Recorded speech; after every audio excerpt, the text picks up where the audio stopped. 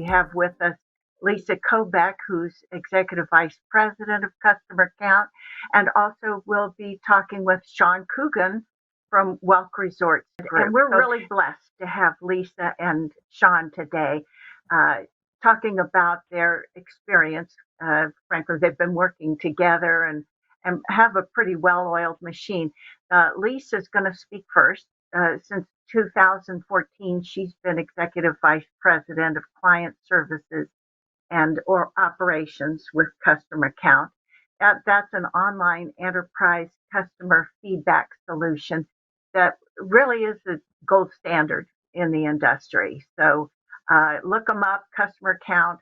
Her job is to oversee client management services, delivery, product development, etc. She's really running the place. So she'll cover the benefits and importance of engaging your owners in communication. So Lisa?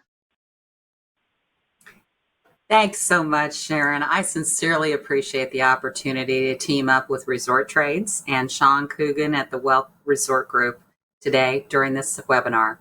You know, the topic, owner communications, has always been a very important topic and a focus for all of us on this webinar today. However, it seems that it has certainly taken center stage here recently with the very unique and unusual experiences that we're having right now in our environment. I look forward to sharing information today, as Sharon mentioned, with Sean on customer engagement, communication tools that we can use with our owners, and a drill down into one key and very important, I think very effective communication tool we can all apply, and that is owner and customer feedback surveys. So let's get started by moving to the next slide, please.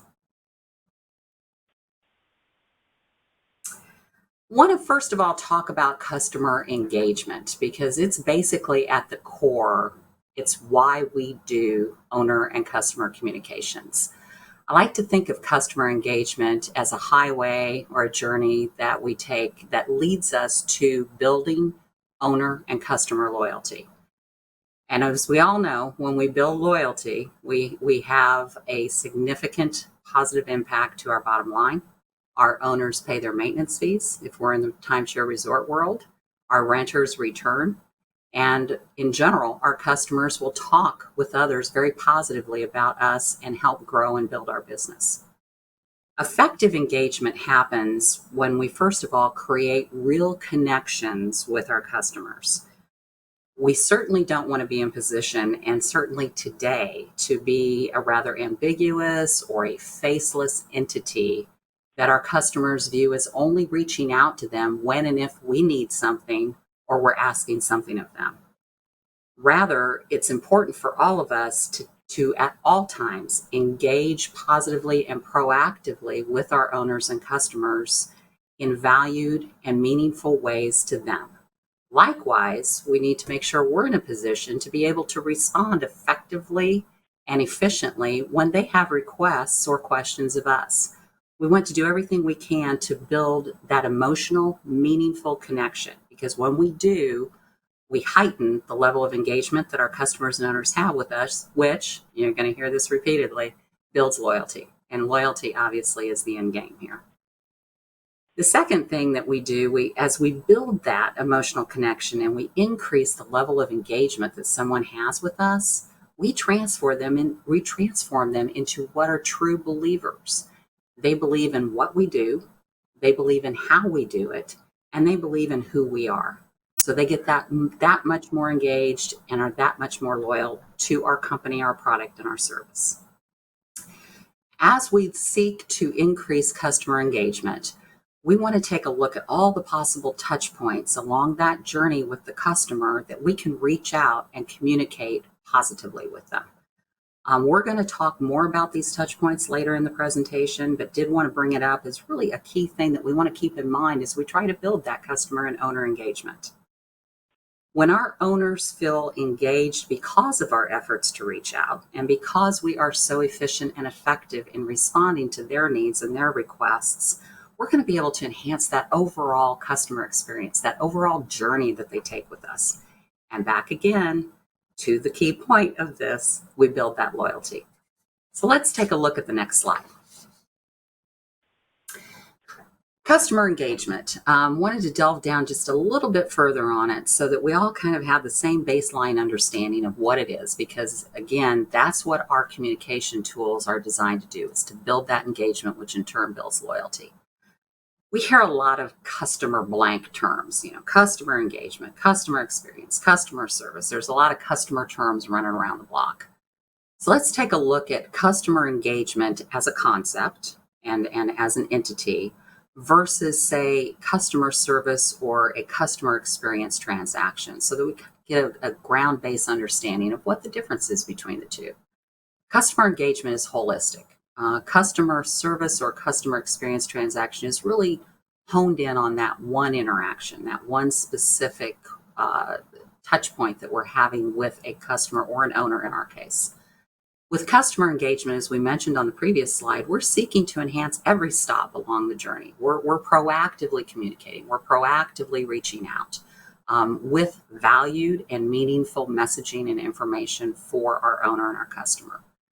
We're measuring results in customer engagement. When we think of customer engagement, we're not looking so much at the process. We're looking at the result of all of our efforts, combined efforts to try to engage. So we're measuring that versus a process, which we're typically doing in a customer transaction, customer experience, or customer service type environment. Customer engagement and the focus on customer engagement needs to be and should be enterprise-wide. It involves literally everybody, from marketing to sales to our front desk staff to our housekeeping staff to our executive level. Everyone has to be focused on and wants to be able to understand how we're going to positively communicate and engage with our owners and our customers. Whereas customer service or customer experience transactions are more department centric.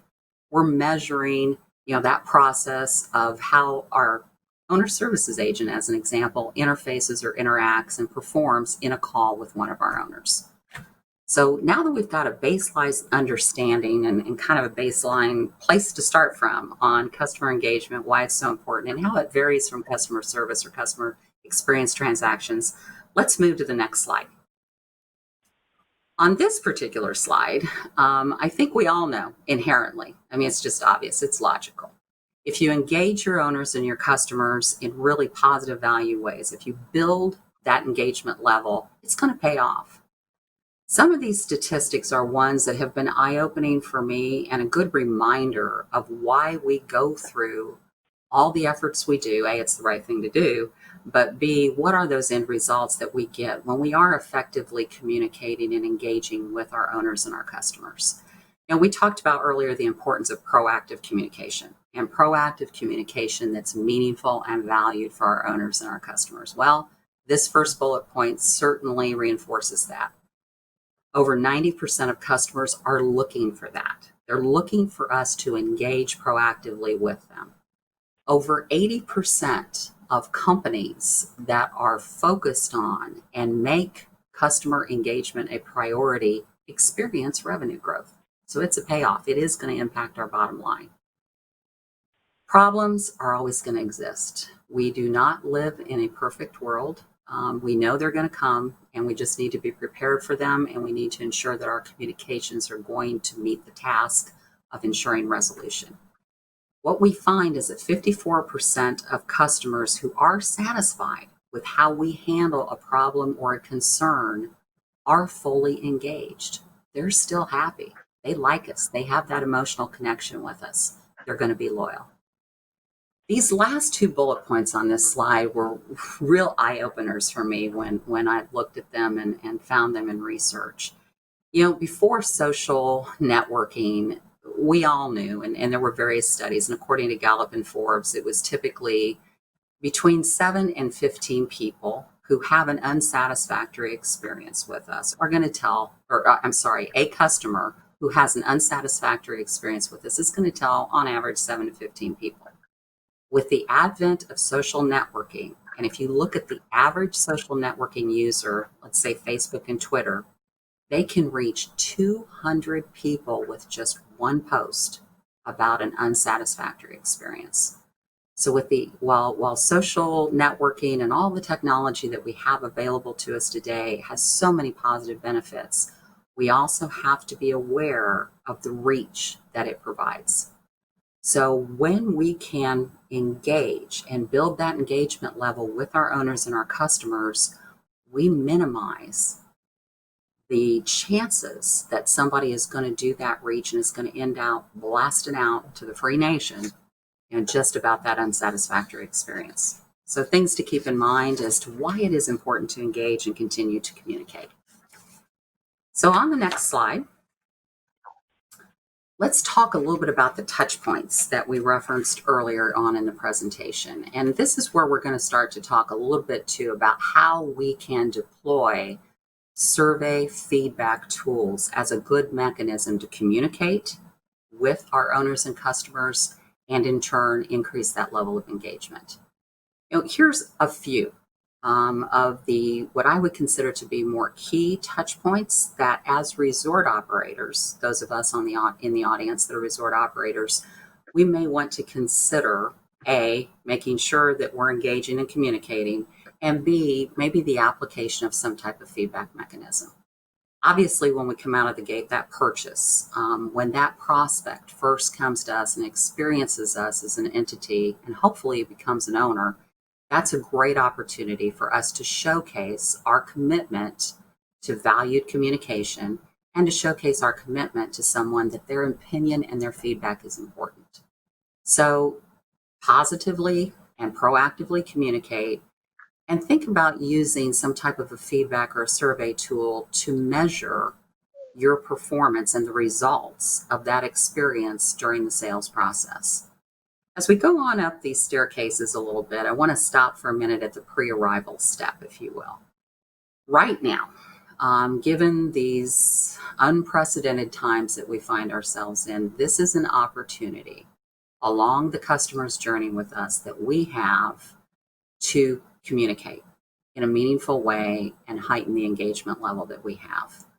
I know so many of us out in the audience that are in the resort business already do some type of a pre-arrival communication, which affords us the opportunity to tell our owner and tell our guests, hey, we look forward to seeing you. If you got any questions, to call us. We'll see you then. You can think about at this point in time of adding potentially a survey to that.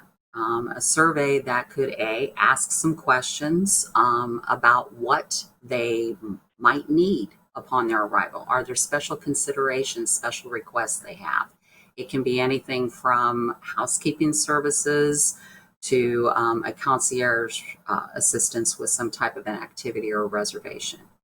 You can also use this opportunity to let them know what protocols you have put in place to help ensure their safety and health during this interesting time we find ourselves in.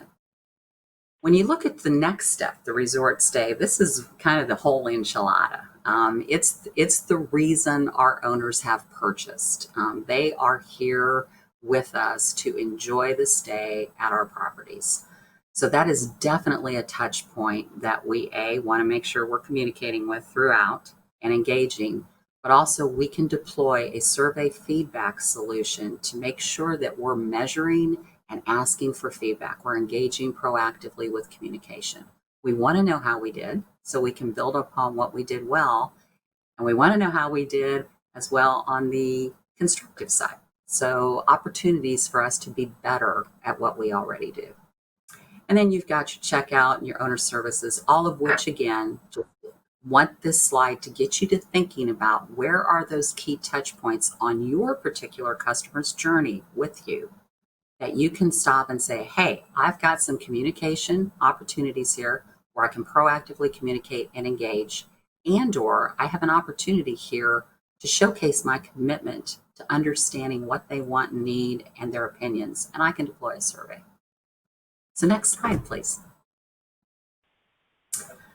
Let's get more into the meat and do a little bit more of a drill down into surveys themselves and some of the best practices and procedures relative to surveys.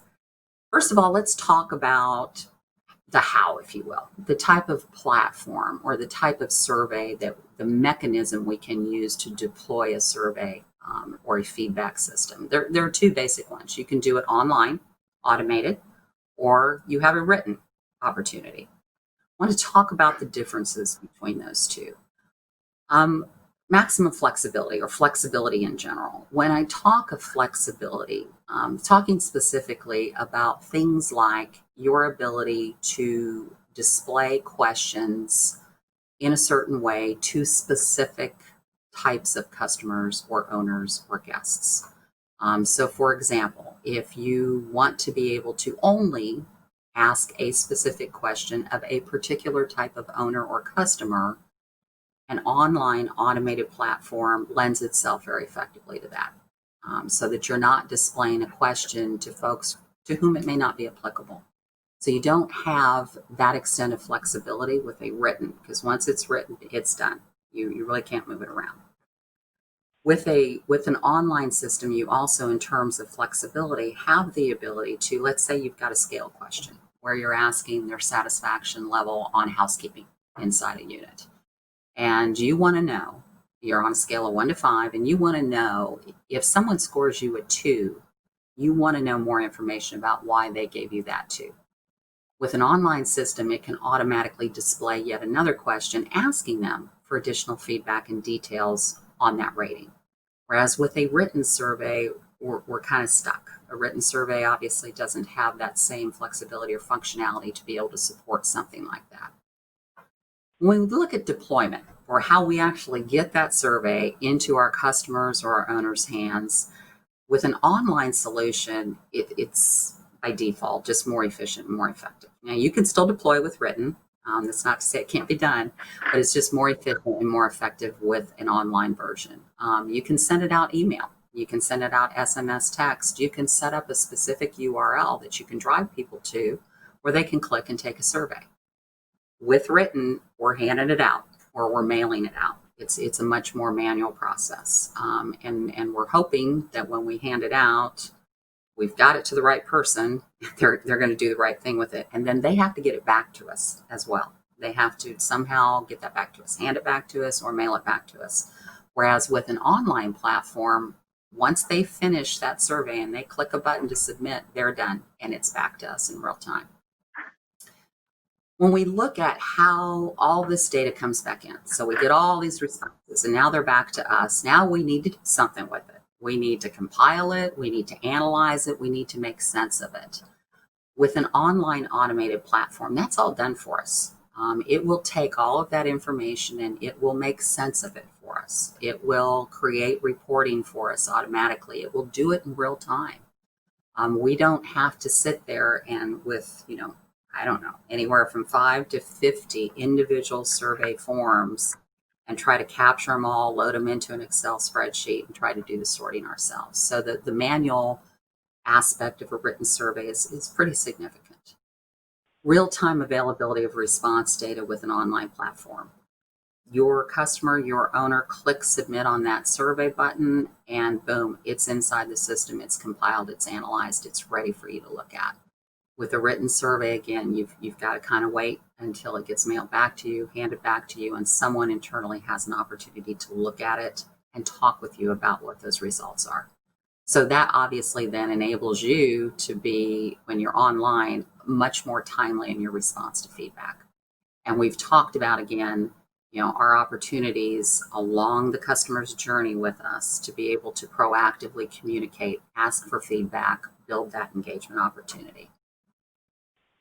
So that is the bottom line on online versus written. A couple more notes about how things you might want to consider when you're trying to figure out what platform you may want to use for your surveys and feedback mechanisms.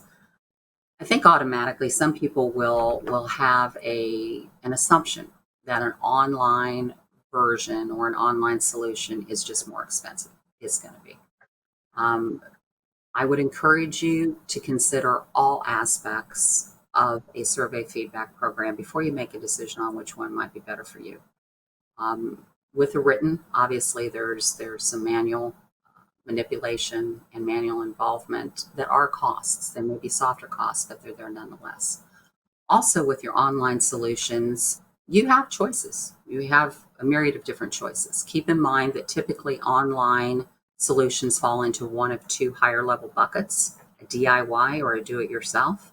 And then you have other platform solutions that will assume responsibility for things such as consulting on construction of survey content and questions with you, designing both the reporting and the surveys for you, ensuring that those things are deployed for you versus you doing it yourself. So I think once you do your homework, kind of look at all of these different facets of a platform, you'll be able to find out, do some due diligence. You'll be able to find out what's going to be most appropriate and what's going to fit your budget most effectively. So let's talk a little bit more about surveys. Next slide, please. I want to talk about content of surveys. We like to say, let's do our absolute best to avoid so what questions, because those are just killers for a myriad of reasons, not the least of which we can get data that's going to be completely meaningless to us. We could be asking the wrong thing of the wrong people. We run the risk of irritating owners, customers with non-applicable questions, things that are not applicable to them. And we talked about earlier with customer engagement, we want to make sure those communications that we do initiate are valued and applicable and meaningful. So let's take a look at some of the tenets of what we consider to be a good question. Number one, out of the gate, define the objective. This is, you gotta know where you're going before you get in the car. So it's the baseline place that we always want to start. We want to understand before we sit down to draft survey questions, what is it that we need to accomplish? What is it that we need to garner feedback on? We want to look at our key performance indicators. You know, what is important to this organization that we measure? What performance areas are we asking our team members to be held accountable to? Compensation. You know, are there certain aspects of our compensation program that incorporate owner and customer feedback that we want to make sure we have that feedback to be able to reward accordingly? So first and foremost, define your objective before you even start out. Figure out at a high level, what are the 5, 6, 7, 8, 9, 10 things that you want to make sure you find out through deployment of a survey. The second thing we want to talk about is the response that you're going to get actionable. So it's one of those, there's an old adage, if you're afraid of the answer, don't ask the question. In this case, if you can't do anything with the answer, don't ask the question. You know, you want to make sure that you're asking for information that you can do something with on behalf of your customer and your owner or yourself. You want to make sure that it's a definitely important question and something you can act upon. When we think about survey questions too, we want to make sure that we ask about one thing at a time. I think there's a propensity, and we all fall for it, I think it's human nature, in our quest to try to maybe keep the survey at a reasonable length, make sure we're not asking people to spend too much time with it. We may try to ask, sneak 2 or 3 things into one question. So for example, we may say, we may want to ask about satisfaction level with the efficiency of the check-in process, as well as how welcoming and friendly the check-in agent was. As much as we might want to do that, we really don't want to. Several different reasons. Number one, when our owner or our customer provides their feedback, we can't be 100% certain what exactly they were providing the feedback about. So if you've got a satisfaction question on that check-in example that I just provided, you don't know if they were thinking about the efficiency of the check-in process or if they were thinking about how friendly the check-in team member was. So definitely make sure you're asking one thing at a time. Otherwise you're not going to be sure what perspective your customer or owner was thinking about, and therefore you can't really trust the response data that you're getting back. You also want to make sure that you're being specific in what you're asking. Don't leave room for misinterpretation. Be very clear, be very concise, And make sure that when you read this, not knowing what you were thinking when you put it together, would it be clear to you if you didn't have a lot of background on how that question was constructed? An example might be if you have a new policy that you want to ask input about from your owners or your customers, don't ask, what are your thoughts on the new policy? Make sure you specifically state which of the new policies you want their feedback on relative to that question. And then lastly, I think you may have heard the term closed-in questions. That term's thrown around a lot in a feedback or data analysis area. By a closed-in question, what we mean there is typically closed-in is focused on gathering quantitative data. Quantitative data being something that is tightly measured or has a tightly measured response option to it, like a scale question, satisfaction scale, or a multiple choice question or multiple choice response question. So, I can choose A, B, C, or D, or I can rate my satisfaction or my agreement on a scale of 1 to 10. So oftentimes, particularly when you're trying to look for quantifiable data, you want to make sure that your question has a closed-in response option. Now, that does not prohibit you. As a matter of fact, in a lot of instances, I would encourage you to consider then having a follow-up question if you want more specifics on why your owner or customer selected that rating or selected that choice. Then you can move into asking, please tell us more about your rating, or please tell us more about why you selected that particular choice.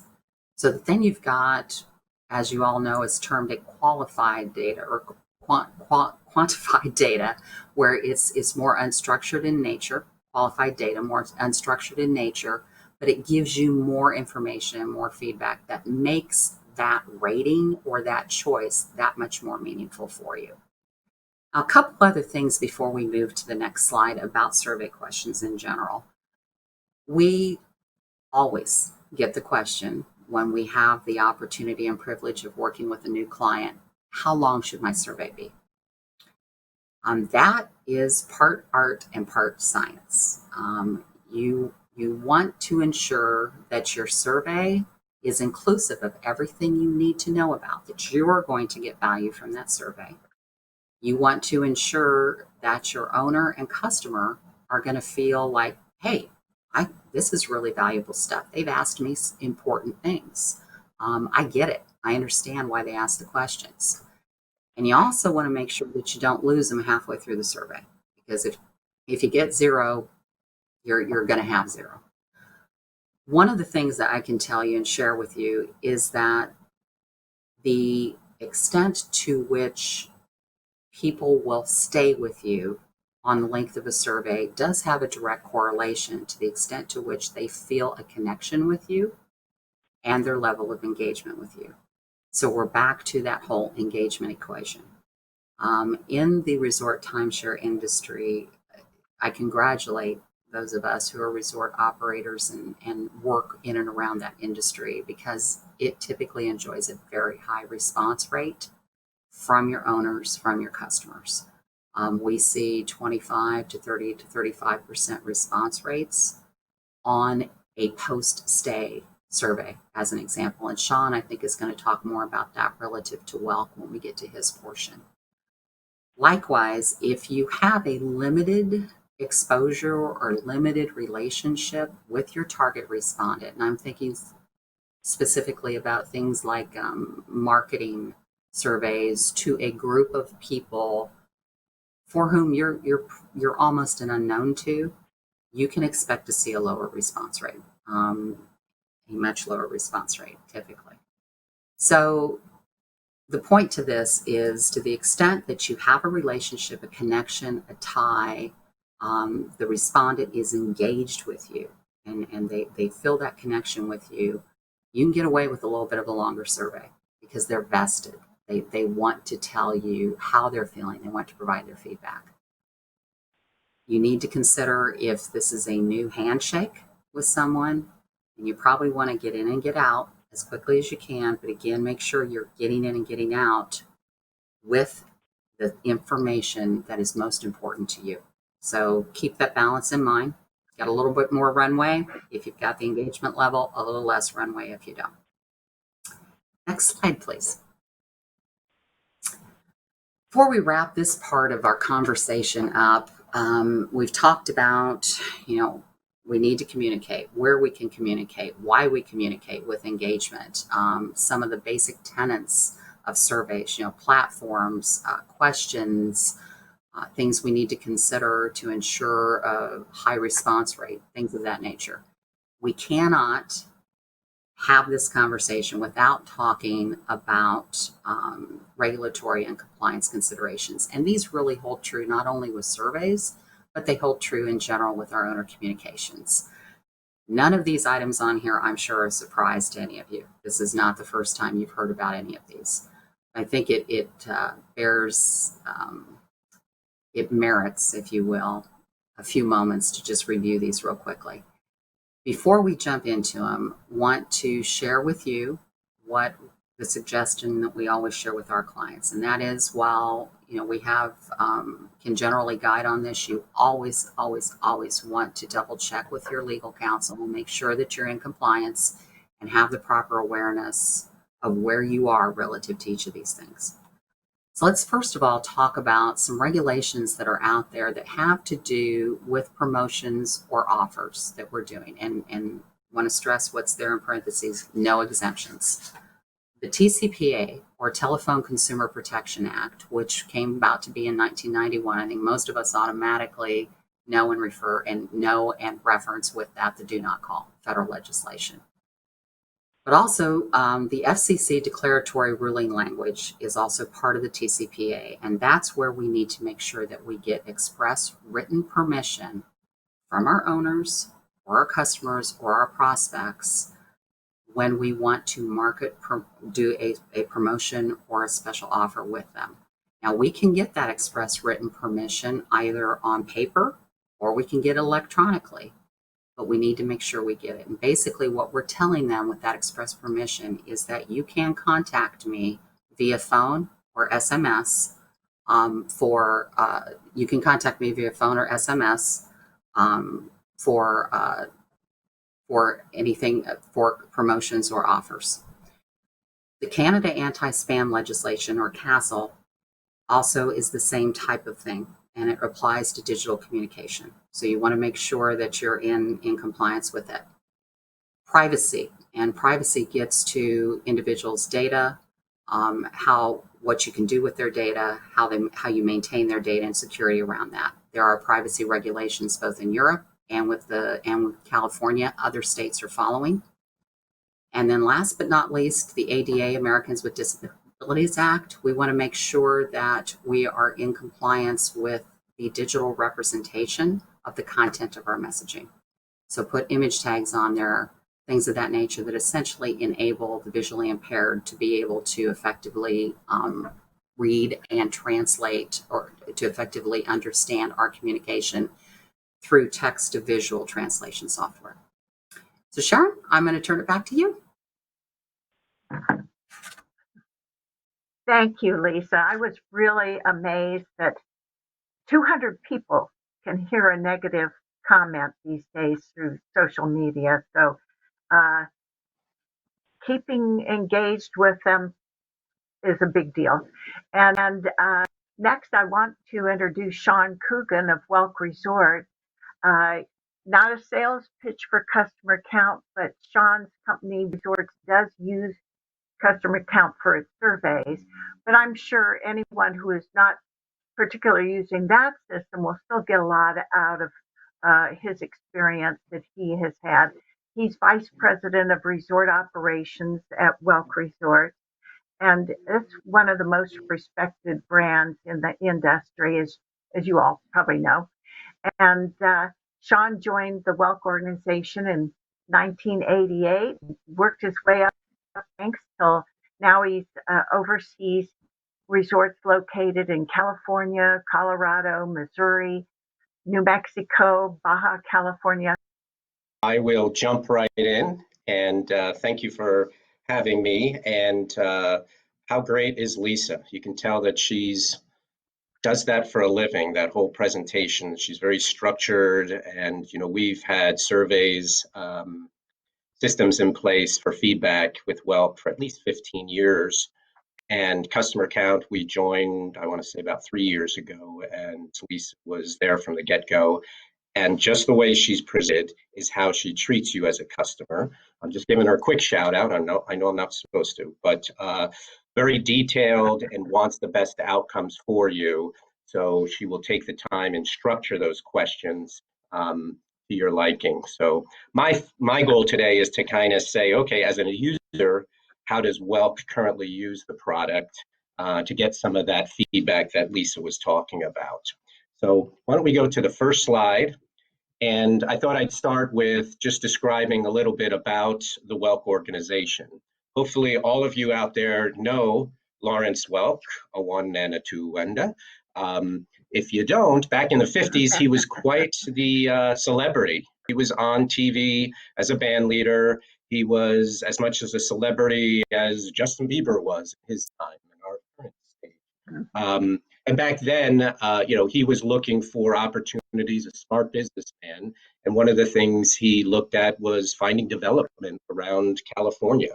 So he searched high and low with some of his advisors and found a beautiful property in 1964 down in San Diego. It's actually in San Diego County in Escondido, California. And if you don't know, the Lawrence Welk Show is still on TV.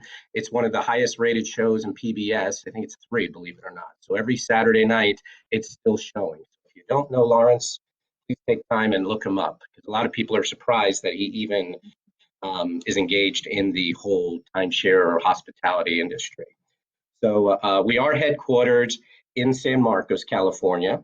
Welk Resort was founded by musician, band leader, and television impresario Lawrence Welk, and is still primarily family owned.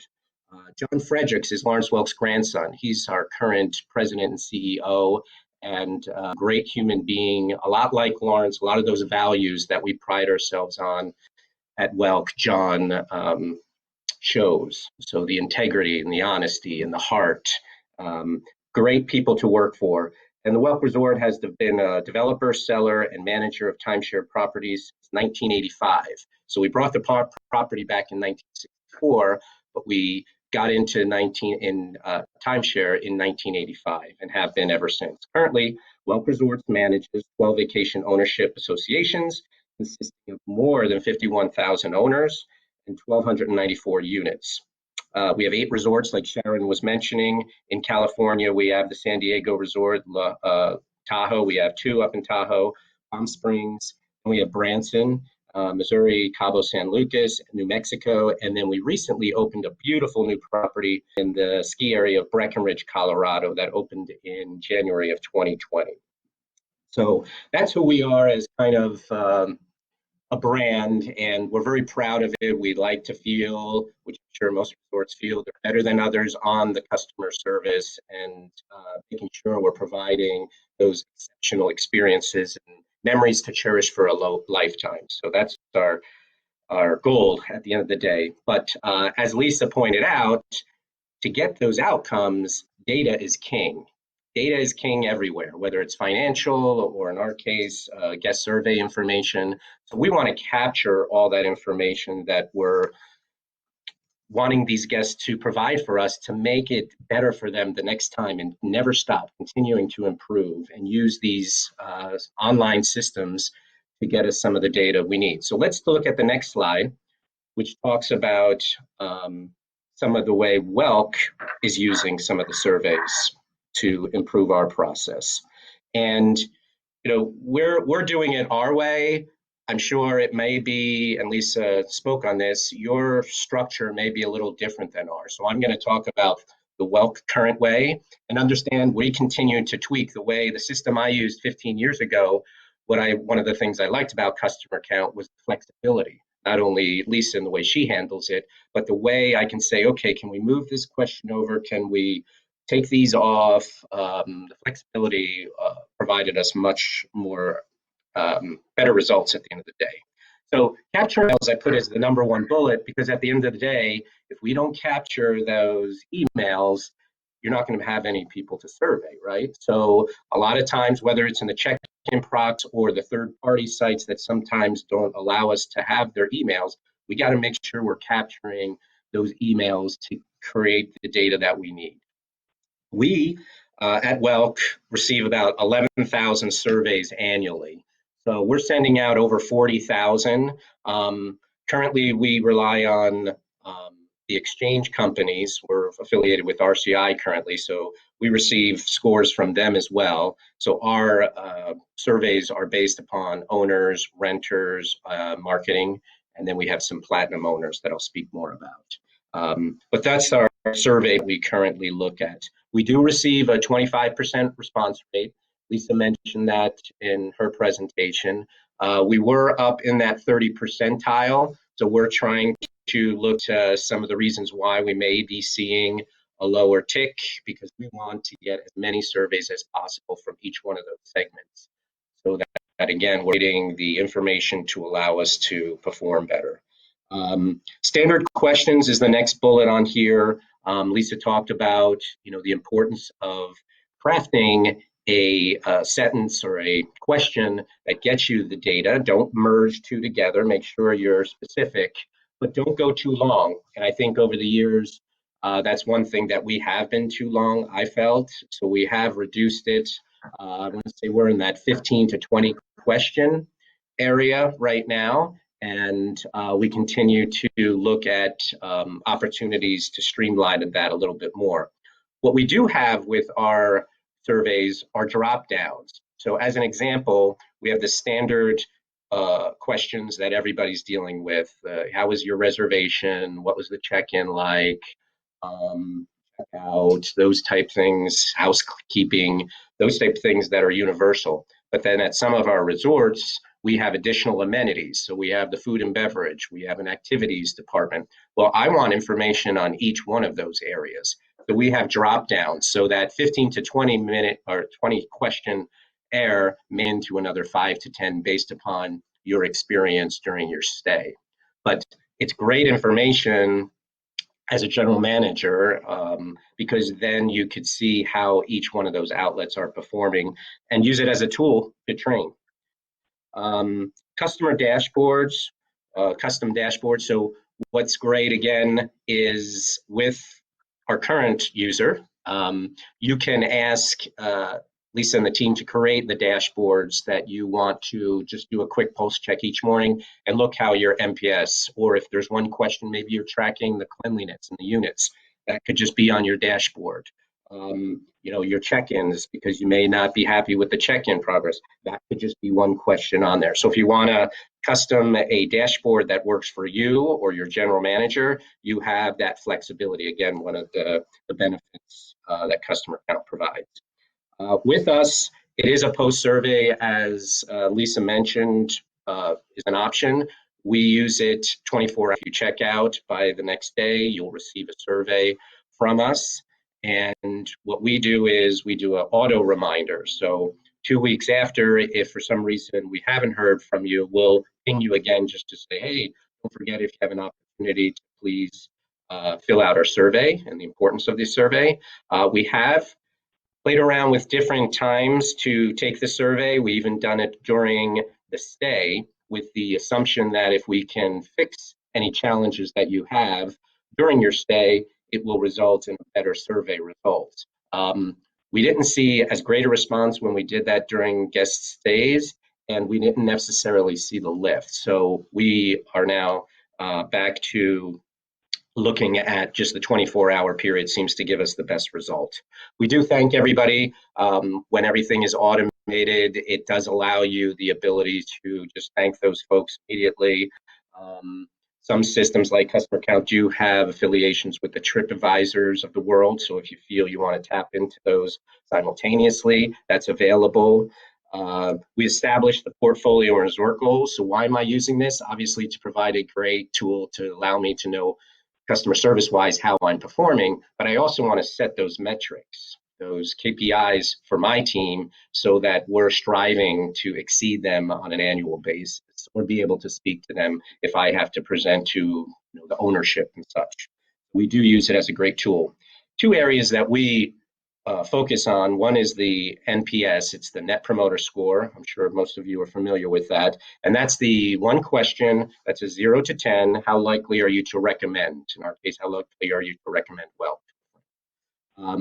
This is one that we've used for a number of years as our metric that all of the general managers, myself included, are striving to achieve a certain goal and beyond. And we're all over the place. We have huge high scores in Cabo San Lucas. And then we have some of our older properties like the desert, for example, that it's hard to keep some of those scores up. So we range between 40 to 50 and up through 90% on some of our NPS. Our portfolio goal is 55, and I'm happy to say we're at 54.5 for this year, even in a COVID environment. So I'm very proud of that, and we continue to work very hard. So if you're not familiar with that promoter score, you have 0 through 10.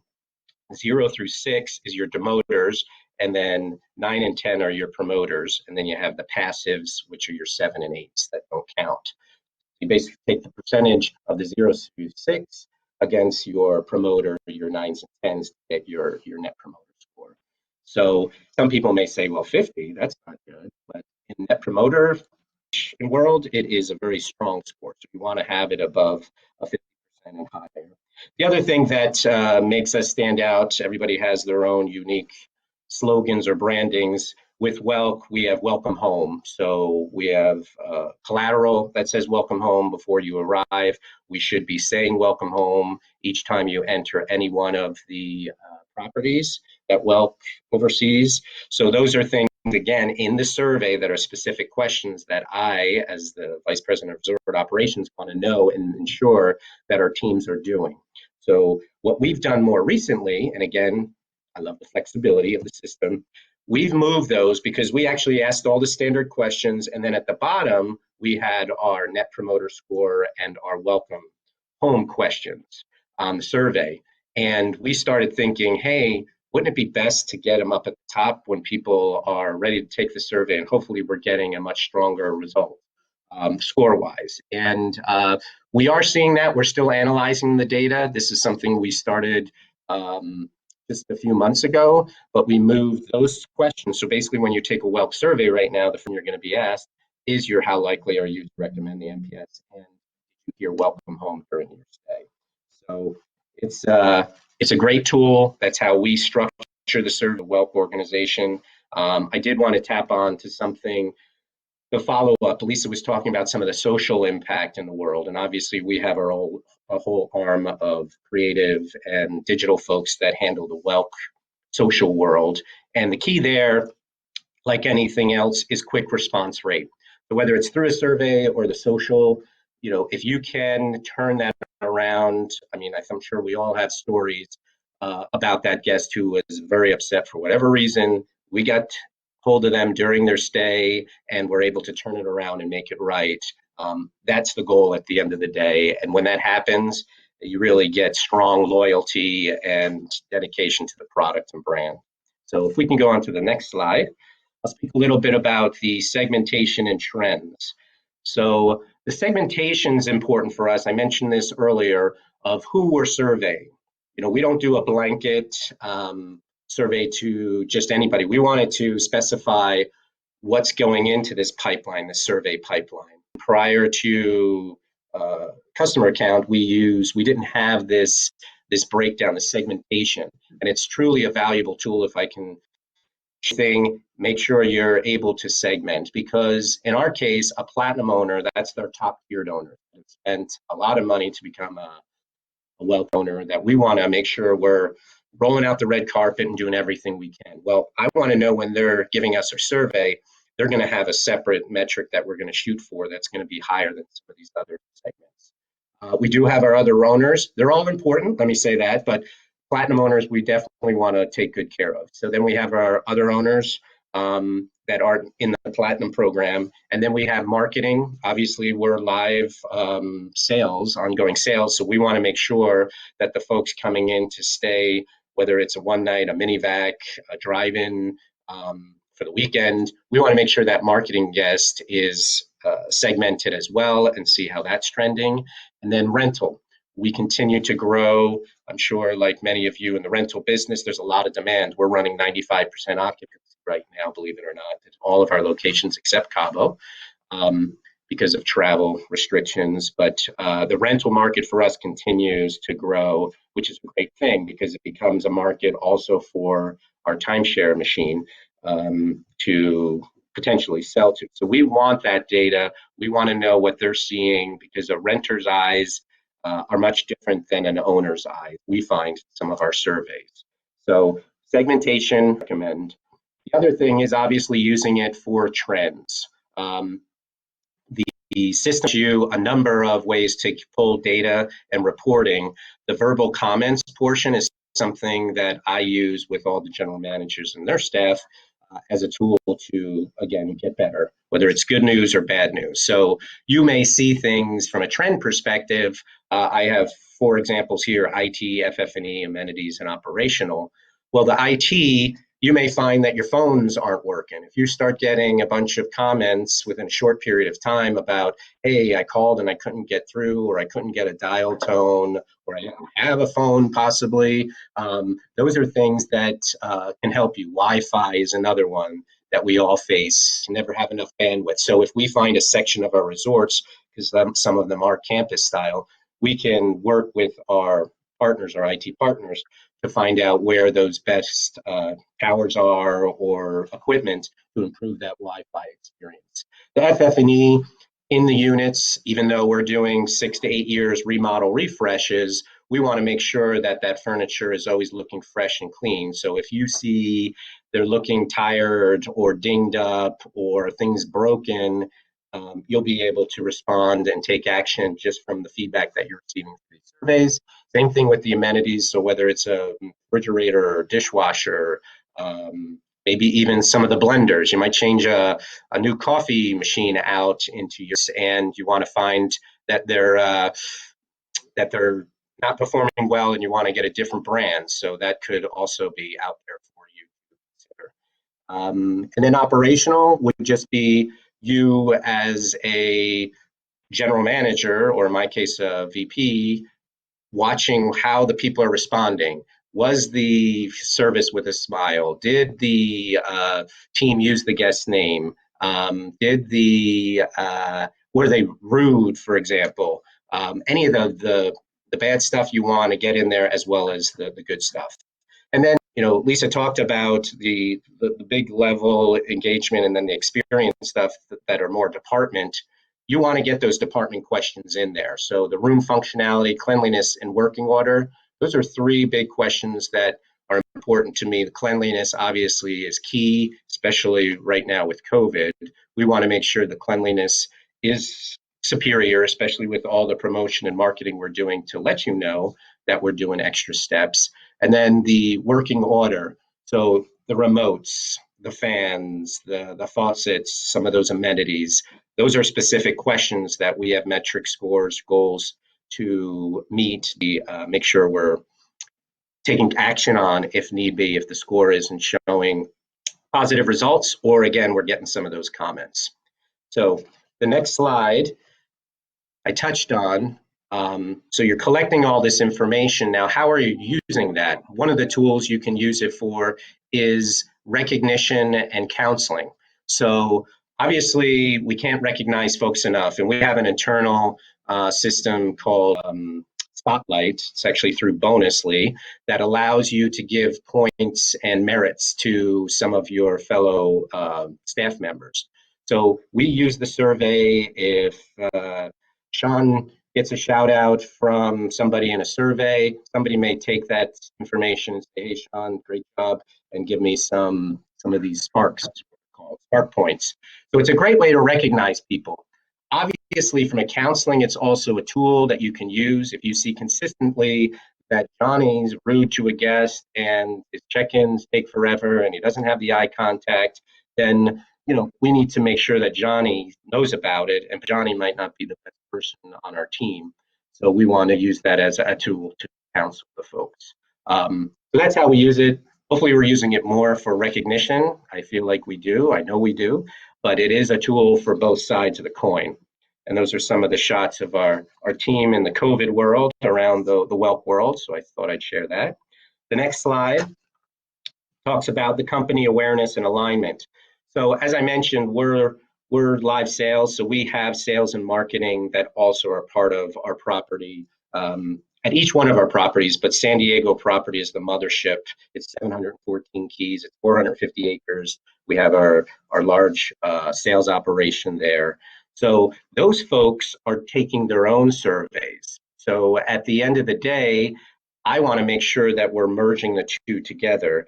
And Lisa talked about some are automated and some are written. They're still old school where it's written. They feel it works best in their process.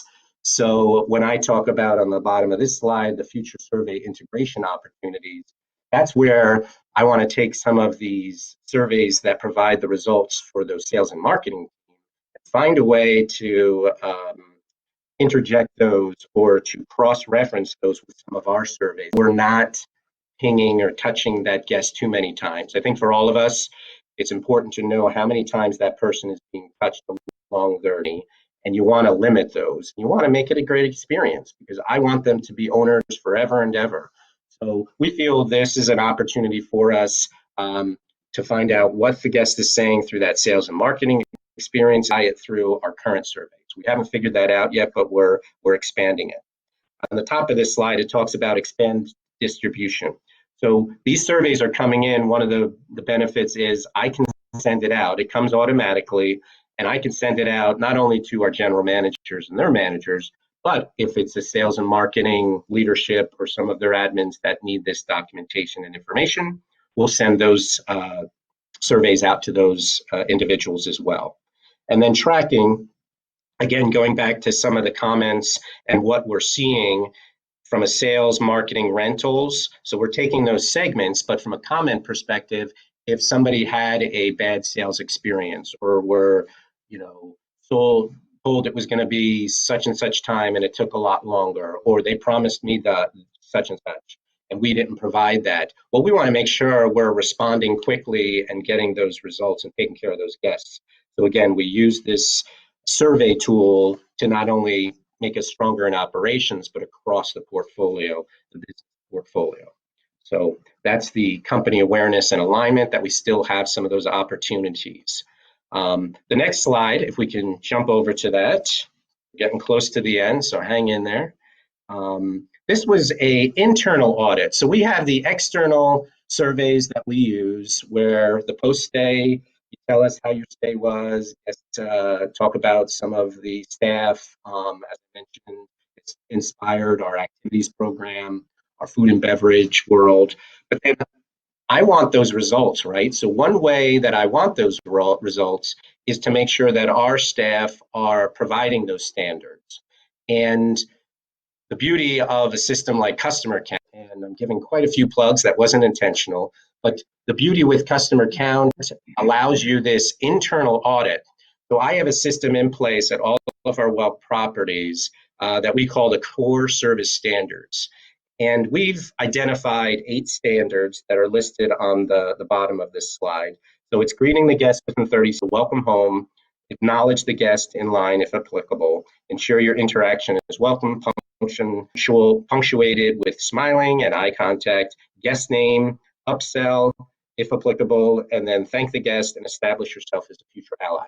So these are things that are, yes, part of our survey that we're tracking. They're part of mystery shops that we're also affiliated with. And we said, okay, not all of these fall under the front desk person versus the person that's doing landscape and our safety people, but the people over in the restaurant.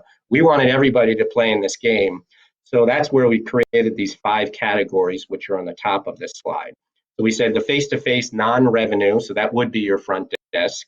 You have your face-to-face revenue outlets, which is for your food and beverage and those type. Phone is just maybe your PBX or somebody who's an admin person. General interactions, so that's where you can audit your engineers, safety, landscaping, some of the folks that don't necessarily have guest interaction each and every day like the front desk does, but we still want them smiling. We still want to recognize those guests. If you do know the guest name, put that into the format. And then approaching entering villas. So that's primarily from a housekeeping perspective. We want to make sure we're auditing that. The beauty of this is, again, it's a short, quick little analysis where I task each one of the general managers to get so many surveys. We've established an allotment on a monthly basis and weekly basis, and they're gathering that data. The beauty of this is it feeds directly into your surveys.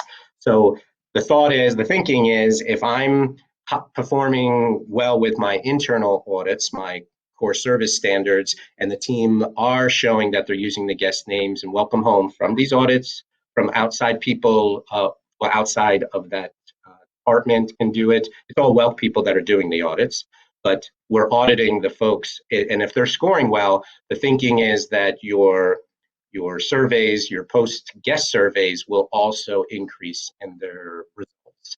And it's just a great tool that's allowed to keep the focus and put metrics on to get a better outcome and performance-based results. So that's a little plug that I wanted to mention that's available to folks out there, or spin it your own way, or maybe do it a different way. But it's been shown great results for me in the Welk organization. So we are, David said, experts. I don't consider myself an expert necessarily like Lisa on surveys, but I have been around. I know guest service, and we continue to tweak and learn from, the feedback and from customer counts survey input that we're receiving. And the other thing is the reporting component that these systems provide, all of them. You can get as much information as you want. You can export it in different ways. Valuable information that's out there that, again, once you create that master structure, just continue to find ways to pull that data and push your teams towards success. So the next slide is my closing slide, where I just want to thank everybody involved, Resort Trade and Customer Counts and the contact for having me. And I do appreciate it. And there's Lawrence with his mask on. And, thank you for your time. Sean, that was great. And I love your core service surveys and the 8 levels that you use to check. And it's so organized. And I believe, I've Welk for a long time, and you guys run a great organization. You've certainly done credit and taken a long way too, Sean. And Lisa, thank you. So once again, thank you, everybody. And sorry that we did run a little bit over. I hope if you all had any questions, you will go ahead and send them in. And thanks again to the contact group and Customer Count. And a special thanks to John Loker for his assistance in some of the screening. And hope you all will have a wonderful day.